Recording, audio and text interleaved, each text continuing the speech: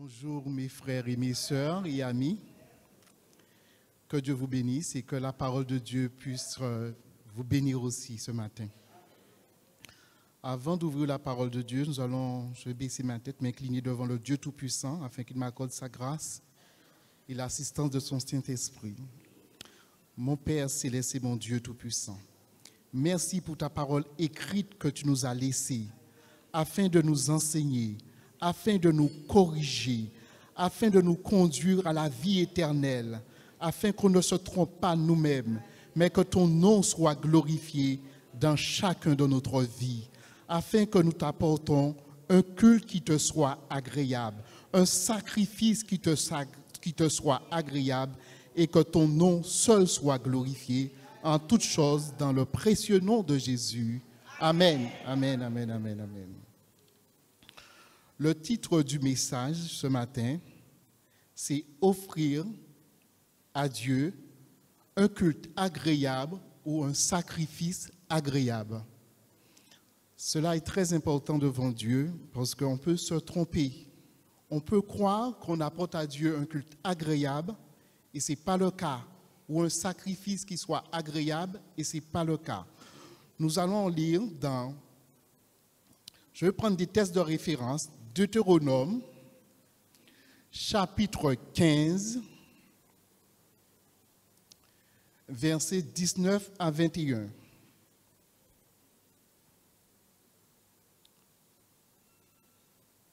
Deutéronome, chapitre 15, versets 19 à 21.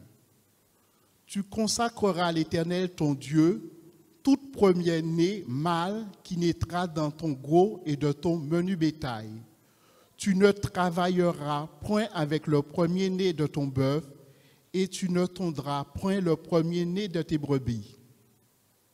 Tu le mangeras chaque année, toi et ta famille, devant l'Éternel ton Dieu, dans le lieu qu'il choisira. S'il a quelque défaut, s'il est boiteux ou aveugle, ou s'il y a quelque autre difformité, tu ne l'offriras point en sacrifice à l'Éternel ton Dieu. Amen. On peut prendre aussi Lévitique, chapitre 3, verset 6.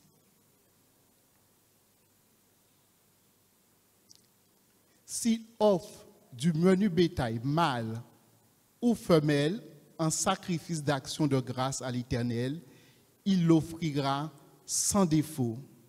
Ce que Dieu attend de son peuple, ce que Dieu attend de ses enfants, que nous lui offrons un culte qui lui soit agréable ou un sacrifice qui lui soit agréable. Et pour étayer le sujet, nous allons prendre 1 Samuel, chapitre 15. 1 Samuel, chapitre 15, versets 19 à 26.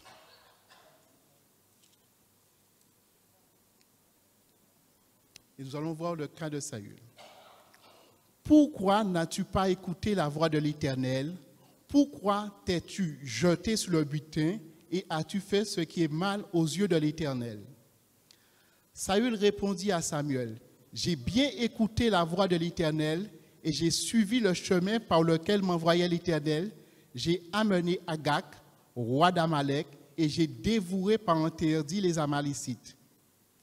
Mais le peuple a pris sous le butin des brebis et des bœufs comme prémisse de ceux qui devaient être dévoués afin de les sacrifier à l'Éternel ton Dieu à Gilgal. Samuel dit, l'Éternel trouves-tu du plaisir dans les holocaustes et les sacrifices comme l'obéissance à la voix de l'Éternel? Voici, l'obéissance vaut mieux que les sacrifices et l'observation de sa parole vaut mieux que les graisses de bélier. On va s'arrêter là pour un moment. Voici, Dieu avait donné à Saül des recommandations. Il lui avait dit de faire des choses bien précises, mais Saül a fait un peu à sa tête. Et là, il va bien prendre des brebis, des bœufs, pour sacrifier à l'Éternel, mais l'Éternel lui avait dit de dévouer par interdit. Si on veut offrir à Dieu un culte qui lui soit agréable, il faut d'ores et déjà être dans l'obéissance à la parole de Dieu. Et là, Dieu dira, l'obéissance à la voix de l'Éternel, voici l'obéissance vaut mieux que les sacrifices, et l'observation de sa parole vaut mieux que la graisse des béliers. C'est-à-dire que si nous désobéissons à l'Éternel d'une manière flagrante, d'un plein gré, et nous lui chantons des louanges, et nous lui faisons des prières, cela ne sera pas agréé devant l'Éternel, parce que l'Éternel demande avant tout l'obéissance à sa parole. Et là, Saül ne l'a pas fait. Bien que ce qu'il avait réservé comme prémisse n'était pas malade, c'était les meilleurs brebis, mais Dieu n'en voulait pas parce qu'il avait désobéi. Et l'observation de sa parole vaut mieux que les sacrifices. La première erreur que Saül avait fait. Et Saül a fait une deuxième erreur. Parce que lorsque nous avons lu Deutéronome chapitre 15, 19 à 21, il est bien précisé, c'est dans notre troupeau, le premier dans notre troupeau. Et là, il a pris, quand il est allé à la guerre, Dieu voulait que ça sorte de lui, le premier dans son troupeau, et lui, peut-être pour faire des économies, il a dit, je vais prendre de ces bêtes pour les sacrifier à l'Éternel. Là encore, c'est une deuxième erreur. Sauf si quand Dieu dit, quand ils allaient à la guerre, vous pouvez prendre pour les sacrifices. Mais si Dieu dit non, on ne peut pas les prendre pour les sacrifices. Donc, Saül a fait une deuxième erreur. On va continuer à lire au chapitre 19 jusqu'à 26. Car la désobéissance est aussi coupable que la divination, et la résistance n'est pas moins que l'idolâtrie et les téraphins. Qu'est-ce que représente la désobéissance pour Dieu? C'est comme si on est allé consulter des astrologues. On ne se rend pas compte, mais désobéir à Dieu, c'est aller consulter les ennemis de l'Éternel. Et c'est ce que Dieu va reprocher à Saül. Et la résistance. Lorsqu'on résiste à Dieu, Dieu nous parle en résistance. Ne l'est pas moins que l'idolâtrie. C'est-à-dire que ceux qui adorent les idoles. Puisque tu as rejeté la parole de l'Éternel, il te rejette comme moi aujourd'hui. Ça a coûté à Saül sa royauté. Et on continue. Et quelquefois, lorsqu'on résiste à l'Éternel, ou on désobéit à l'Éternel, ça peut nous coûter très cher.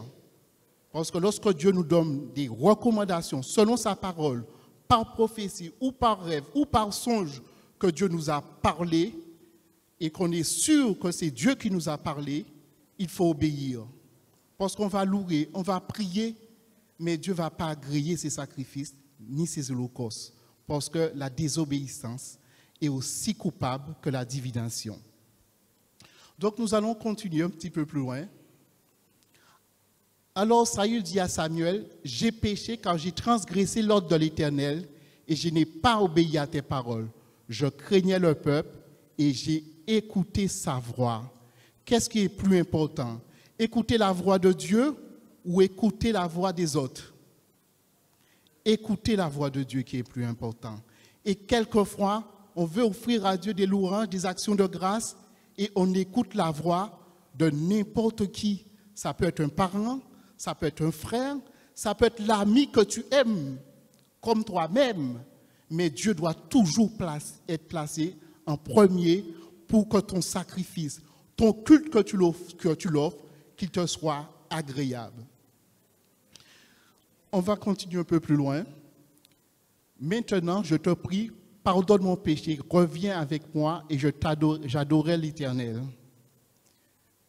Samuel dit à Saül, « Je ne retournerai point avec toi, car tu as rejeté la parole de l'Éternel, et l'Éternel te rejette, afin que tu ne sois plus roi sur Israël. » Voici un homme qui a voulu prendre du bétail pour offrir à Dieu un sacrifice, mais qui était dans la désobéissance. Et le fait d'être dans la désobéissance, on peut faire ce qu'on voudra, on ne sera pas agréé avec Dieu lorsque Dieu nous parle. Donc, il a fait plusieurs erreurs. Il était dans la désobéissance. Il a épargné son propre troupeau pour prendre ce qu'il avait gagné à la guerre. Et en plus, ces animaux étaient dévoués par interdit.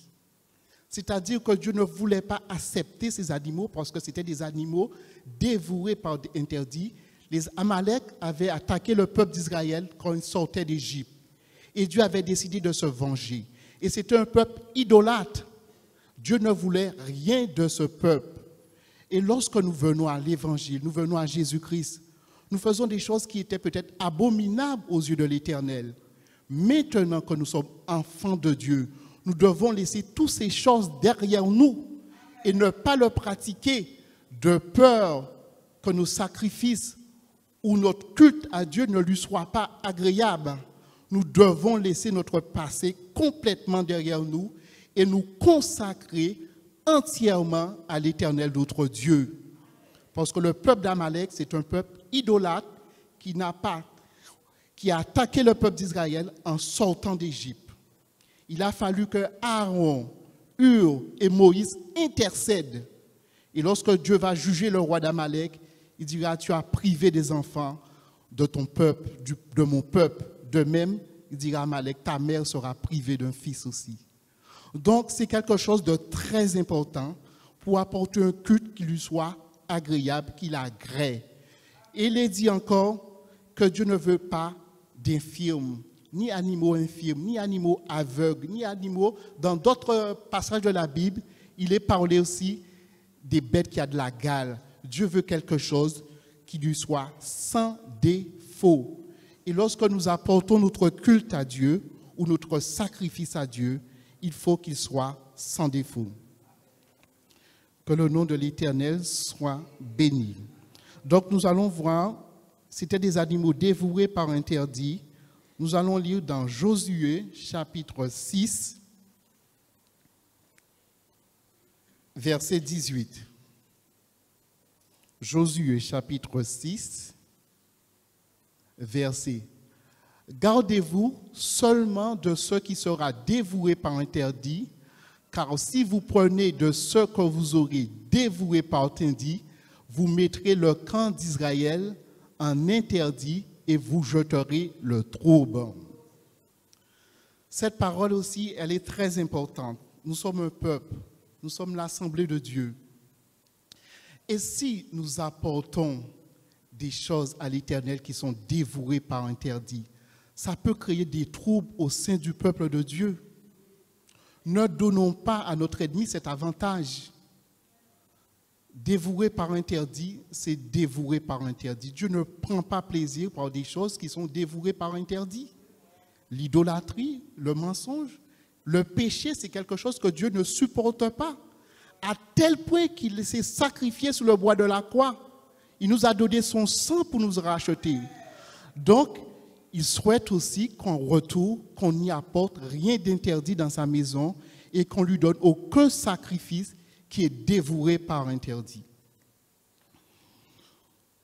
Donc, nous allons passer à un autre exemple. Ce sont des sacrifices qu'on ne doit pas offrir à l'Éternel. Si nous sommes dans la désobéissance, si nous voulons faire des économies, si nous apportons des choses dévouées par interdit, Dieu n'agrée pas ces choses. Nous allons lire dans Malachie, chapitre 1, versets 10 à 14. Malachie, chapitre 1, verset. Lequel de vous fermera les portes pour que vous n'allumiez pas en vain le feu sous mon autel? Je ne prends aucun plaisir en vous, dit l'Éternel des armées, et les offrandes de votre main ne me sont point agréables.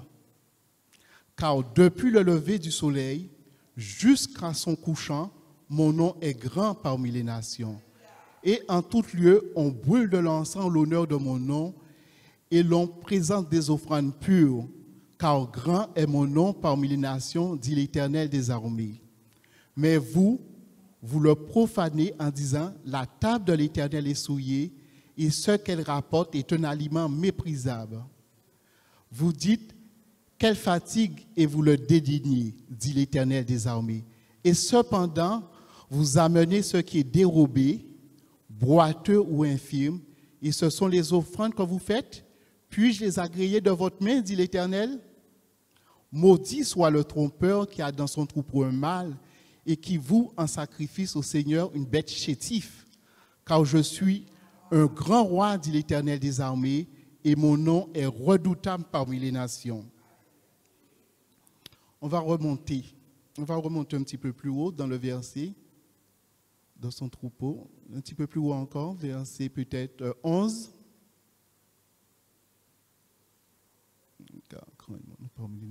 Verset 12.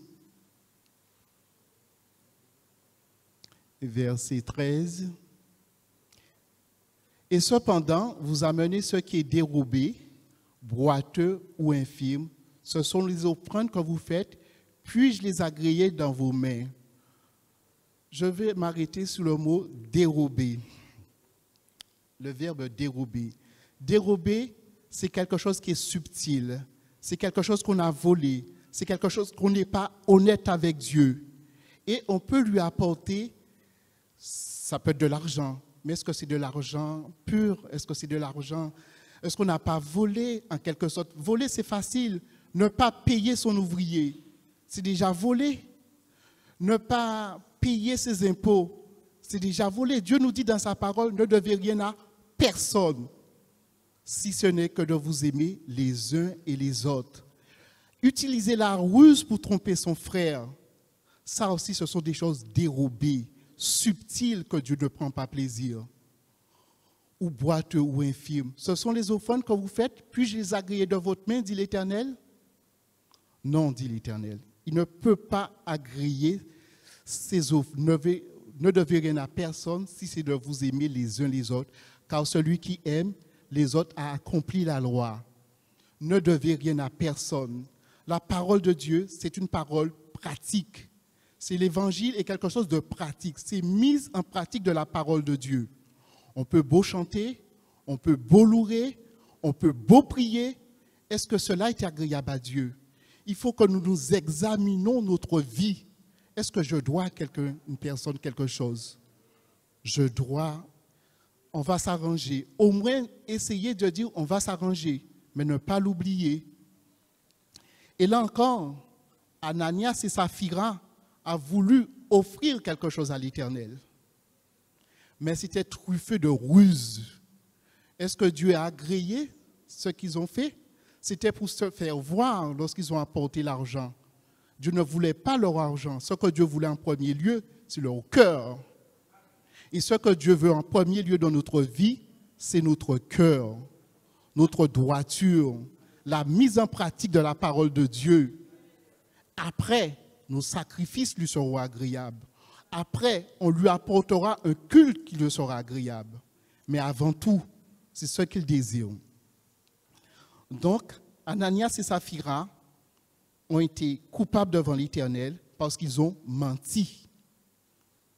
C'est le mensonge. Est-ce que ce sacrifice était agréable? Ils ont vendu leur terrain. Ils auraient pu garder la quantité de l'argent. Dieu disait que ce n'était pas l'argent qui l'intéressait, mais c'était la droiture de leur cœur. Dieu n'a pas agréé non plus leur offrande, ni leur sacrifice, parce que c'était truffé de mensonges. Donc, nous allons lire dans Deutéronome, chapitre 23, verset 18. Deutéronome, chapitre 23, verset 18. Il n'apportera point dans la maison de l'Éternel ton Dieu le salaire d'une prostituée, ni le prix d'un chien pour l'accomplissement d'un vœu quelconque, car l'un et l'autre sont en abomination à l'Éternel ton Dieu. Le verset 18, c'était uniquement le verset 18, on va le remettre. Tu n'apporteras point dans la maison de l'Éternel ton Dieu le salaire d'une prostituée, ni le prix d'un chien pour l'accomplissement de vœux quelconque, car l'un et l'autre sont en abomination à l'Éternel notre Dieu. on peut être un peu plus large. Dieu dit que l'obéissance vaut mieux que les sacrifices. Et c'est une abomination de porter des choses à l'Éternel, des offrandes, des sacrifices, quand c'est le salaire d'une prostituée, quand c'est le salaire d'un chef, des choses qui ne sont pas honnêtes et claires. Dieu ne veut pas de ces sacrifices. Il ne veut pas de ces offrandes. Ce qu'il veut, c'est que le bétail soit sans défaut, ni gale, ni aveugle, ni boiteux, ni infirme. On doit offrir à Dieu le meilleur de nous-mêmes. Le meilleur de tout ce qu'on peut offrir à Dieu, c'est notre corps. Et nous allons prendre des exemples. Nous avons pris des exemples négatifs, mais nous allons prendre des exemples positifs aussi, des hommes, des femmes qui ont offert à Dieu des sacrifices qui lui étaient agréables. Nous allons lire pour cela dans 1 Chronique, chapitre 21. 1 Chronique, chapitre 21, versets 18 à 25.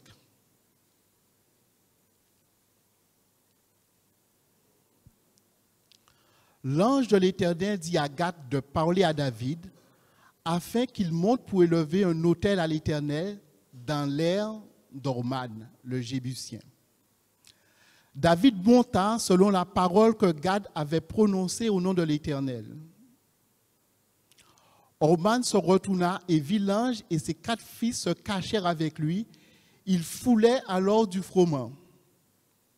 Lorsque David arriva auprès d'Orman, Orman regarda et il aperçut David.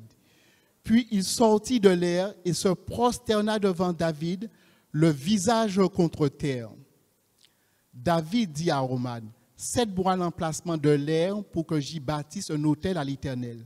Cède-moi contre sa valeur en argent, afin que la plaie se retire de dessus le peuple. » Orman répondit à David, « Prends-le et que mon seigneur le roi fasse ce qui lui semblera bon. Vois, je donne les bœufs pour l'holocauste, les chars pour le bois et le froment pour l'offrande. Je donne tout cela. » Mais le roi David dit à Ornan, « Non, je veux l'acheter contre sa valeur en argent, car je ne présenterai point à l'Éternel ce qui est à toi, et je n'offrirai point un holocauste qui ne me coûte rien. » Et David donna à Ornan 600 cycles d'or pour l'emplacement. Donc voici le cas d'un homme de Dieu qui devait offrir un sacrifice à l'Éternel. Dieu le lui avait demandé. La tentation aurait pu être grande. On l'offre tout. On l'offre le terrain, on l'offre les animaux, on lui offre tout. Mais lui, David, aimant son Dieu, il dit non, je ne vais pas offrir à l'Éternel un sacrifice qui ne me coûte rien. Il a payé le prix. Mais le roi David dit à Ornan, je veux l'acheter contre sa valeur en argent, car je ne présenterai à l'Éternel ce qui est à toi. Je n'offrirai point un holocauste qui ne me coûte rien. On peut continuer au verset 25. Et David donna à Ornan 600 cycles d'argent pour l'emplacement. On continue, le verset 26, 27.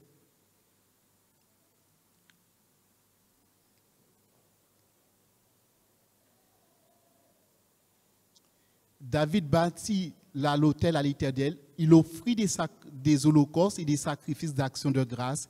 Il invoqua l'Éternel et l'Éternel lui répondit par le feu qui descendit du ciel sur l'autel de l'holocauste. Alors l'Éternel parla à l'ange qui remit son épée dans le four. Lorsque nous offrons à Dieu un sacrifice qui nous coûte quelque chose, Dieu répond. Il a répondu à David. Et l'ange qui était en train de juger le peuple d'Israël, ça a été arrêté sur le coup parce qu'il a donné un sacrifice qui lui était agréable.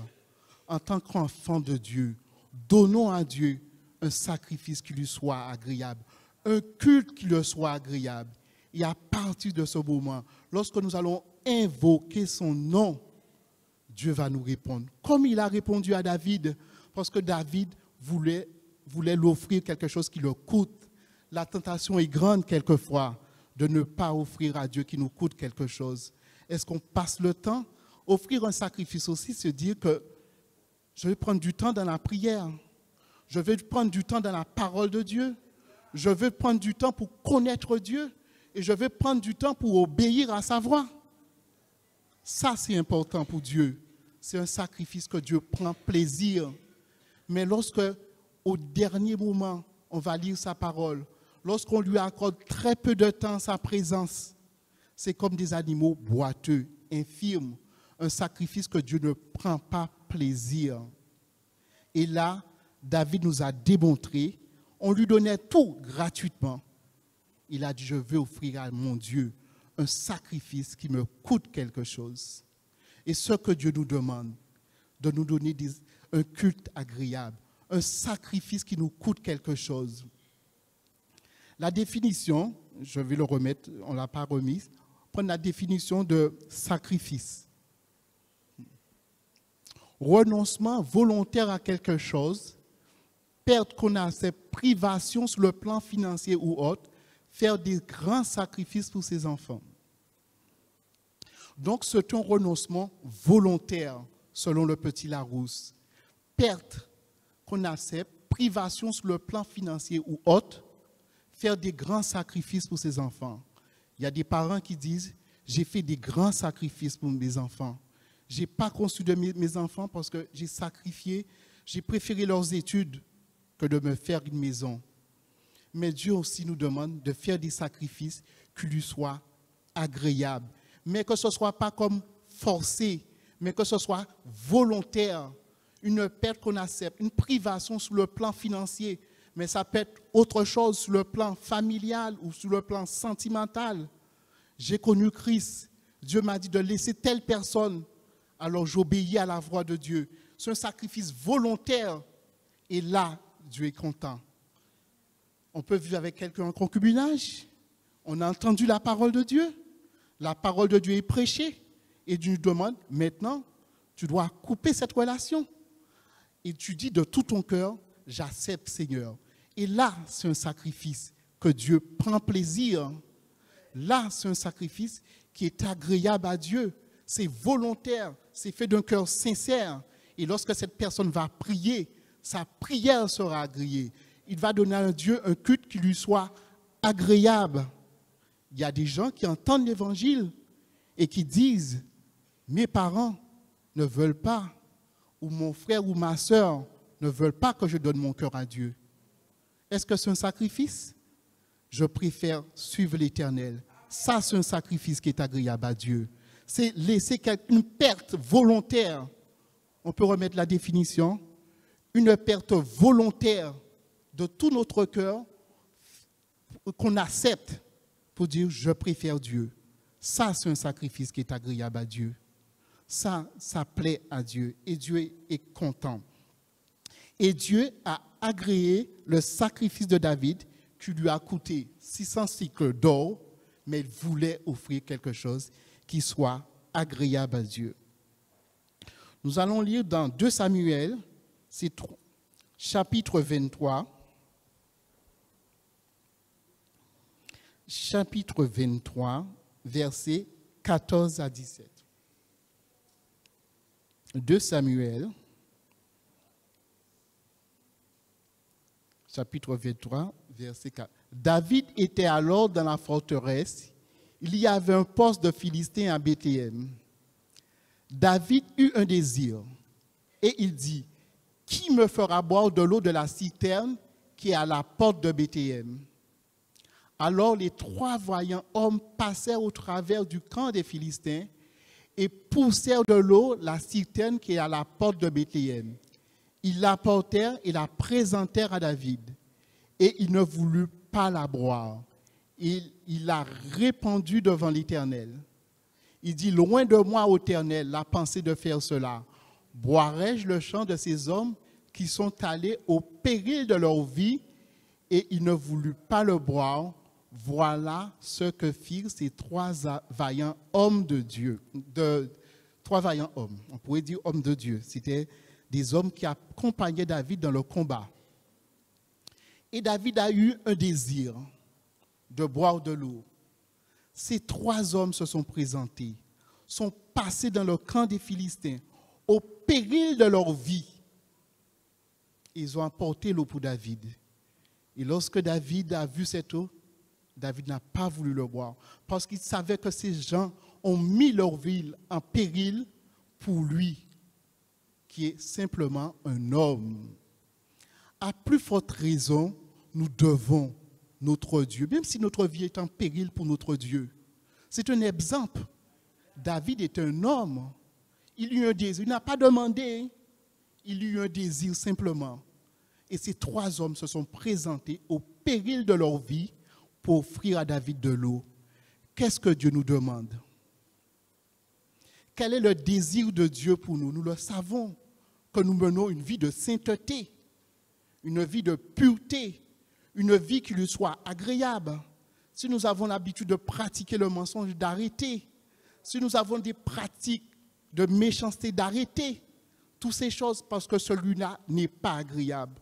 On pourra beau louer, beau adorer, le cœur de Dieu saigne.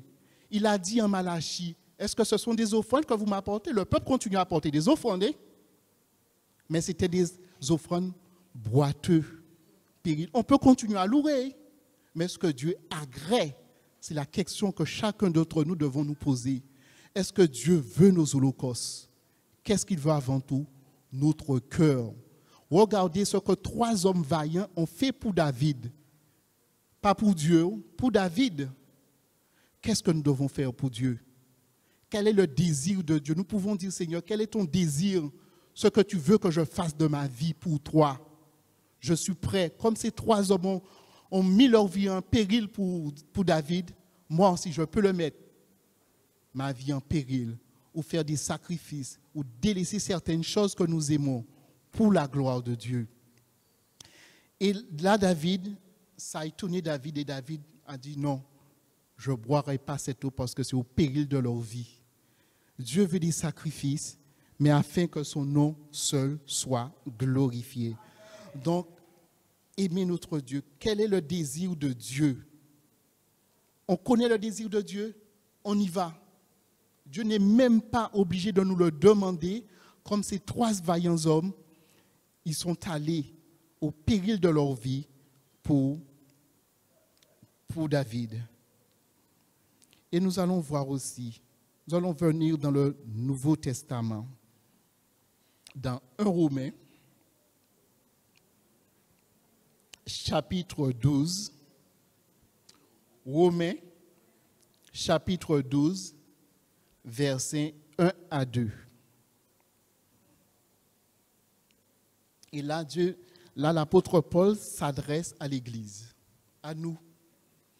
Je vous exhorte donc, frères, par les compassions de Dieu, à offrir vos corps comme un sacrifice vivant, saint, agréable à Dieu, ce qui sera de votre part un culte raisonnable. Verset 2. Ne vous conformez pas au siècle présent, mais soyez transformés par le renouvellement de l'intelligence, afin que vous discerniez quelle est la volonté de Dieu, ce qui est bon, ce qui est agréable et parfait. Revenons au verset 1.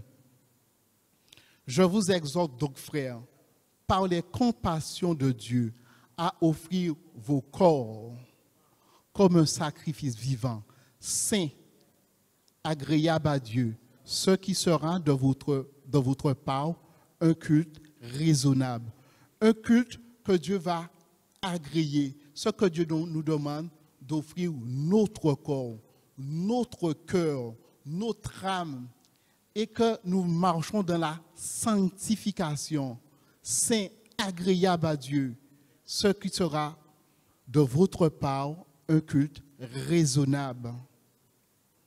Dans la parole de Dieu, je ne connais pas les références, mais Dieu dit quelquefois, j'ai assez de vos cantiques, j'ai assez de vos jeûnes, Parce que ce que Dieu veut, c'est notre corps, notre vie, comme un sacrifice vivant, saint et agréable à Dieu. Et Dieu va faire ce reproche à Israël. Pendant combien d'années vous avez jeûné, vous avez prié et vous n'avez rien reçu? Et Dieu va décrire plus tard, voici cela que je prends agréable, je prends plaisir. Les sacrifices qui plaisent à Dieu, il faut déjà que nous soyons saints, agréables à Dieu, ce qui sera de vous un culte agréable. Le verset 2. Le verset 2.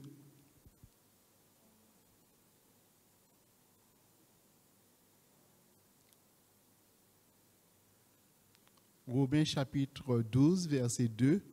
Ne vous conformez pas au siècle présent. Ce verset est en lien avec le premier verset. Ne faites pas ce que le monde fait, mais soyez transformés par le renouvellement de l'intelligence afin que vous discerniez quelle est la volonté de Dieu, ce qui est bon, agréable et parfait. Ce qui est bon, agréable et parfait. Et là, on va donner à Dieu un culte qui lui soit agréable, un sacrifice qui lui soit agréable.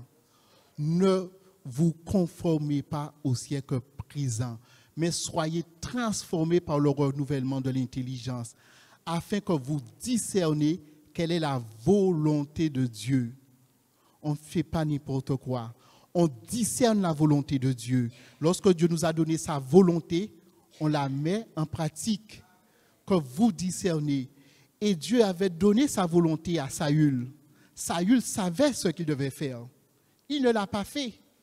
Mais nous, lorsque nous allons discerner quelle est la volonté de Dieu, ce qui est bon, agréable et parfait, alors notre culte sera agréable. Nos sacrifices seront agréables à Dieu. Ne vous conformez pas au siècle présent, mais soyez transformés par le renouvellement de l'intelligence. Nous ne devons pas nous conformer à ce que le monde fait. Nous ne devons pas le faire. Dieu a toujours voulu que son peuple soit mis à part. C'est un peuple séparé du monde, un peuple sanctifié, un peuple qui lui soit agréable. Et ça glorifie le nom de Dieu. Mais s'il y a un peu de Dieu, un peu du monde, on ne sait pas ce qu'on veut. On pourra beau chanter, j'ai chanté des louanges, c'est bien, mais est-ce que Dieu a agréé notre culte? Est-ce que Dieu a agréé nos sacrifices? Et nous allons lire encore dans Hébreux, chapitre 13. Hébreux, chapitre 13, versets 15 à 16. Hébreux, chapitre 13. Par lui, offrons sans cesse à Dieu un sacrifice de louange, c'est-à-dire le fruit des lèvres qui confesse son nom. Et n'oubliez pas la bienfaisance et la libéralité, car c'est à de tels sacrifices que Dieu prend plaisir. Reviens au verset 15. Par lui, offrons sans cesse à Dieu un sacrifice de louange, c'est-à-dire, il donne la réponse, le fruit des lèvres qui confesse son nom. Nous devons confesser le nom de Jésus. Nous devons propager l'évangile. Confesser, au cours de nos discussions avec des amis, est-ce que nous confessons Jésus-Christ? C'est une question. De quoi parle-t-on? C'est-à-dire le fruit de l'élève qui confesse son nom. Confesser le nom de Jésus-Christ, cela un sacrifice qui lui soit agréable. Mais si nous parlons de tout et de rien, moi je préfère ne pas avoir des amis au lieu de parler de tout et de rien, à moins que je confesse le nom de Jésus. Ça, c'est un culte qui lui soit agréable. C'est des sacrifices qui lui soient agréables. Par lui, offrons sans cesse à Dieu un sacrifice de louange, c'est-à-dire le fruit des lèvres qui confesse son nom. nous devons confesser le nom de Jésus. Et le verset 16, et n'oubliez pas la bienfaisance et la libéralité, car c'est à de tels sacrifices que Dieu prend plaisir. La libéralité de donner à l'œuvre de Dieu pour l'avancement de son règne, pour sa gloire.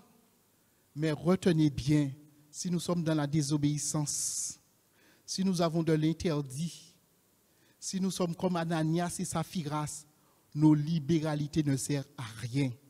Dieu n'y prend pas plaisir. C'est à partir du moment qu'on va lui donner un culte qui lui soit agréable, un sacrifice qui lui sera agréable.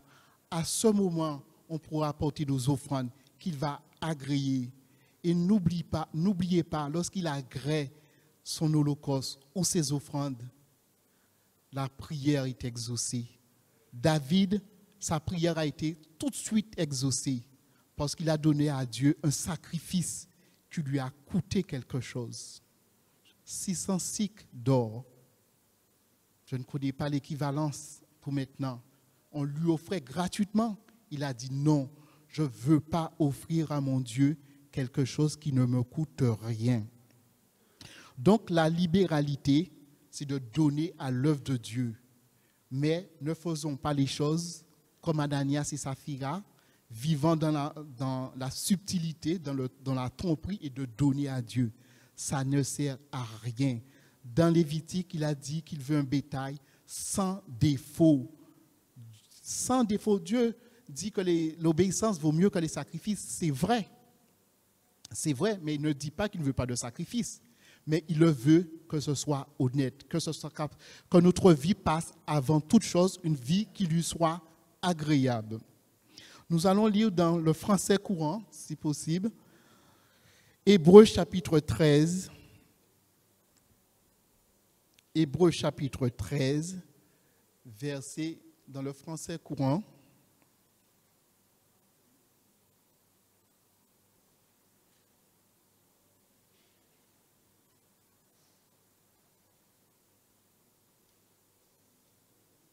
Dans le français courant, Hébreux chapitre 13, versets 15 à 16.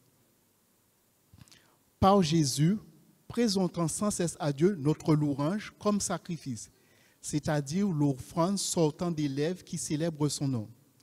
N'oubliez pas de faire le bien et de vous entraider fraternellement, car ce sont de tels sacrifices qui plaisent à Dieu. Reviens sur le verset 2. N'oubliez pas de faire le bien et de nous entraider fraternellement, car ce sont de tels sacrifices qui plaisent à Dieu. C'est-à-dire que si nous savons que notre frère ou notre sœur sont dans le besoin, on doit les porter secours. C'est de tels sacrifices qui plaisent à Dieu. C'est comme si on a offert notre vie à Dieu. On lui donne un culte agréable, pas seulement le dimanche matin, mais tout le temps, tout le long de notre vie, en lui confessant sa parole, en confessant son nom, en menant une vie qui lui soit agréable. C'est agréable. Là, c'est le sacrifice que Dieu prend plaisir. Que Dieu vous bénisse sur ces paroles.